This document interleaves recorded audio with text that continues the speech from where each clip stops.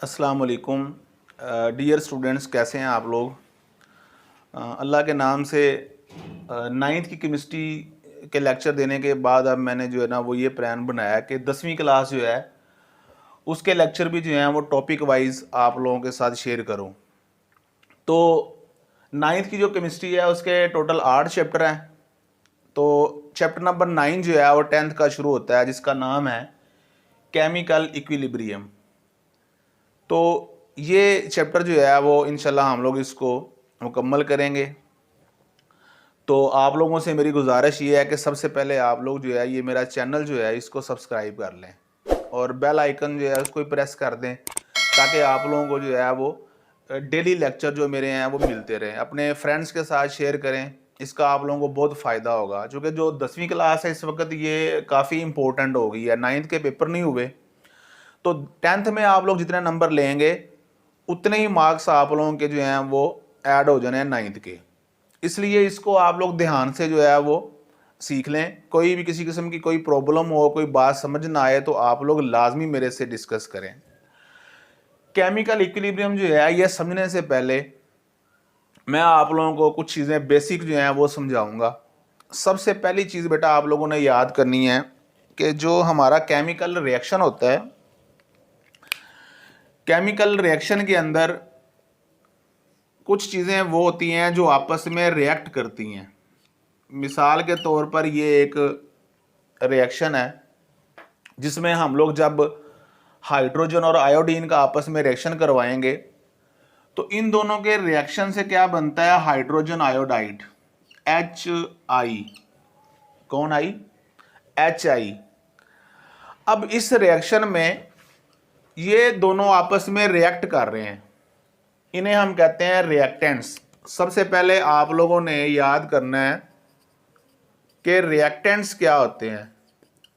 दो substances which react in a chemical reaction are called reactants. तो ये hydrogen और आयोडीन जो हैं ये रिएक्टेंट्स हैं और ये जो चीज़ बन रही है इसे हम कहते हैं प्रोडक्ट। यानी रिएक्शन के बाद जो चीज़ नहीं बनती, उर्दू मीडियम में भी आप लोगों ने इसे प्रोडक्ट ही पढ़ना है और इधर भी उर्दू मीडियम में आपकी बुक में सबसे जो पहली चीज़ लिखी हुई है वो रिएक्टेंट्स और प्रोडक्ट की डेफिनेशन है। पहली बात तो आप लोग ये क्लियर करें कि रिएक्टेंट्स क्या होते हैं। अगर आप बुक खोलेंगे तो उसका जो साथ साथ आप बुक को भी पढ़ें, सिर्फ ये लेक्चर नहीं है। लेक्चर के बाद आप लोग बुक को भी एक दफ़ा रीड करें, उसमें ये चीज़ें लिखी हुई आपको मिलेंगी। ये ना आपको पता ही ना होगा मैं क्या बोल रहा हूँ, बुक में है भी कि नहीं है। तो ये बुक में सारा कुछ आपको मिलेगा इंशाल्लाह। तो पहला जब टॉपिक निकालेंगे तो उसमें रिएक्टेंट्स की डेफिनेशन होगी। तो रिएक्टेंट्स क्या है? दो substances which react in a chemical reaction are called reactants and दो substances which are formed after the chemical reaction are called products. ऐसे एक एग्जांपल और है, आप लोग रिएक्शन करवा दें हाइड्रोजन का किसके साथ? ऑक्सीजन के साथ। ये O2 जब आप दोनों का रिएक्शन करवाते हैं तो क्या बनता है? वाटर बनेगा, H2O। H2O जो है ये बेटा इसमें क्या कहलाएगा? प्रोडक्ट। चूंकि ये रिएक्शन के बाद बन रहा है और ये दोनों जो आपस में रिएक्ट कर रहे हैं इनको हम बोलते हैं रिएक्टेंट्स। तो रिएक्टेंट्स वो होते हैं जो रिएक्शन में हिस्सा लेते हैं और प्रोडक्ट वो होता है जो रिएक्शन के बाद बनता है। नेक्स्ट चीज जो है वो बेटा आप लोगों ने जो सीखनी है वो है इरिवर्सिबल रिएक्शंस। इरिवर्सिबल, हमारे जो रिएक्शंस होते हैं इनकी 2 टाइप्स हैं। कुछ रिएक्शन वो होते हैं जिनके अंदर जो प्रोडक्ट बनता है वो दोबारा से रिएक्टेंट में तब्दील नहीं होता। मिसाल के तौर पर अभी मैंने ये सेकंड एग्जांपल आप लोगों को दी। इसमें क्या हुआ कि आप लोगों ने हाइड्रोजन और ऑक्सीजन का आपस में रिएक्शन करवाया और आप लोगों को क्या मिला?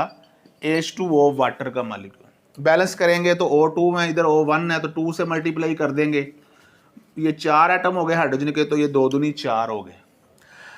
अब इस रिएक्शन में आप लोगों ने क्या किया? जब इन दोनों का रिएक्शन करवाया तो टोटल मुकम्मल तौर पर ये वाटर में तब्दील हो जाएंगे। यानी वाटर दोबारा से रिएक्टेंट्स में तब्दील नहीं होगा। ऐसे रिएक्शनों को हम बोलते हैं इरिवर्सिबल रिएक्शंस, जो रिवर्स नहीं होते, यानी बैक नहीं आते, सिर्फ ये दोनों मिलेंगे और इसमें तब्दील हो जाएंगे। पानी दोबारा से इधर बैक रिएक्टेंट्स में तब्दील नहीं होता। और आप लोगों ने वहाँ पर जब बुक में डेफिनेशन देखेंगे तो वहाँ पे आपकी लिखी होगी, those reactions in which products do not react to form reactants are called irreversible reactions. ऐसे रिएक्शंस जिनमें प्रोडक्ट्स दोबारा से रिएक्टेंट्स में तब्दील नहीं होते, यानी प्रोडक्ट रिएक्ट करके दोबारा रिएक्टेंट्स में तब्दील नहीं होता, उन रिएक्शंस को हम लोग बोलते हैं इरिवर्सिबल रिएक्शंस। जैसे ये एग्जांपल भी आप लोगों ने साथ ही एक और करनी है, इसको भी याद करना है। इनकी बेटा कुछ प्रॉपर्टीज हैं जो इरिवर्सिबल रिएक्शन होते हैं, उनको हम जब शो करवाते हैं तो हम ये सिंगल एरो से जाहिर किया जाता है। सिंगल एरो का मतलब ये है कि ये रिएक्शन सिर्फ इसी सिमत में, ये इनको यूनिडायरेक्शनल रिएक्शन है, ये दो सिमतों में नहीं चलता, ये सिर्फ एक ही सिमत में चलेगा। रिएक्टेंट मिलेंगे तो प्रोडक्ट बन जाएगा, ये दोबारा वापस नहीं आएगा। और इनको हम कंप्लीट रिएक्शन कहते हैं। एक इनकी प्रॉपर्टी ये है कि आप लोग इनको जाहिर कैसे करते हैं, रिएक्टेंट्स और प्रोडक्ट के दरमियान एरो लगाकर। दूसरी बात है बेटा, हम इनको बोलते हैं कि ये कंप्लीट रिएक्शंस हैं। कौन से रिएक्शंस हैं? कंप्लीट, यानी ये मुकम्मल हो जाते हैं, ये मुकम्मल रिएक्शंस। मुकम्मल इसलिए होते हैं कि रिएक्टेंट्स जो हैं वो मुकम्मल तौर पर प्रोडक्ट में तब्दील हो जाएंगे। अब दूसरी जो टाइप है रिएक्शंस की, वो है रिवर्सिबल रिएक्शंस। रिवर्सिबल रिएक्शंस वो रिएक्शंस होते हैं जिनमें जो प्रोडक्ट होते हैं वो दोबारा से रिएक्टेंट्स में तब्दील होना शुरू हो जाते हैं। क्या कहा मैंने अभी आप लोगों से? जैसे अभी ये एग्जांपल मैं शो आप लोगों को करवाता हूँ कि जब आप लोग रिएक्शन करवाएंगे इसका बेटा हाइड्रोजन का और आयोडीन का, तो कुछ देर तक जो है वो क्या बनेगा, HI, हाइड्रोजन आयोडाइड। थोड़ी देर के बाद क्या होता है कि ये जो हाइड्रोजन आयोडाइड होता है ये एट द टाइम उसी वक्त दोबारा से रिएक्टेंट्स में तब्दील होना शुरू हो जाता है। तो हम क्या कहेंगे कि हमारा रिएक्शन क्या हो गया है, रिवर्स हो गया है। यानी आप लोग इस रिएक्शन को इस तरह से ये डबल एरो से हम शो करवाते हैं। इसका मतलब यह है कि ये रिएक्शन क्या है, रिवर्सिबल रिएक्शन है। ये दोनों सिमतों में चलता है। दीज रिएक्शंस जो होते हैं, ये रिएक्शन जो होते हैं ये दोनों रिएक्शनों में चलते हैं। यानी फॉरवर्ड, अगर आप ये दोनों को मिलाएंगे, इधर तब्दील जा रहा है ये, तो हम इसको बोलेंगे ये फॉरवर्ड रिएक्शन है। These reactions consist of two reactions, ये फॉरवर्ड रिएक्शन, और बैक में कौन सा आ रहा है, रिवर्स रिएक्शन, यानी 2 in 1, इसे कहते हैं 2 in 1। कि ये रिएक्शन दो रिएक्शनों पर मुश्तमिल है। अगर आप इसको देखें तो ये सिर्फ एक ही डायरेक्शन में चल रहा है, एक ही सिमत में, ये रिवर्स नहीं होगा, इसलिए हम इसको क्या बोलते हैं, इरिवर्सिबल रिएक्शन। और ये कंप्लीट हो जाएगा, इनको मुकम्मल रिएक्शन कहते हैं। प्रॉपर्टीज भी आपने याद करनी है। अगर आपसे पूछता है कि इरिवर्सिबल रिएक्शन क्या होते हैं, इनकी प्रॉपर्टीज बताएं, तो डेफिनेशन बताने के बाद फिर आपने प्रॉपर्टीज बतानी है कि ये कंप्लीट रिएक्शन होते हैं, एक ही सिमत में चलते हैं। रिएक्टेंट्स और प्रोडक्ट के दरमियान सिंगल एरो जो है वो शो करवाया जाता है इनके दरमियान। रिवर्सिबल में क्या होता है कि ये दोनों सिमतों में चलते हैं, ठीक है। These reactions take place in both directions. Double arrow लगाकर जाहिर किया जाता है रिएक्टेंट्स और प्रोडक्ट के दरमियान, और ये कभी भी कंप्लीट नहीं होते, ये रिएक्शन कभी भी कंप्लीट नहीं होते। इसकी वजह क्या है कि इधर को भी जा रहा है और इधर को भी आ रहा है, तो मंजिल तक नहीं पहुंचेंगे। जब आप आगे भी जा रहे हैं फिर पीछे भी आ रहे हैं, तो ये तो एक ही सिमत में चलता जा चलता जा चलता जा चलता जा, और मंजिल तक जो है वो पहुंच जाएगा। ये सारे ख़त्म हो जाएंगे और टोटल जो है वो हमारे पास हमारा प्रोडक्ट बन जाएगा।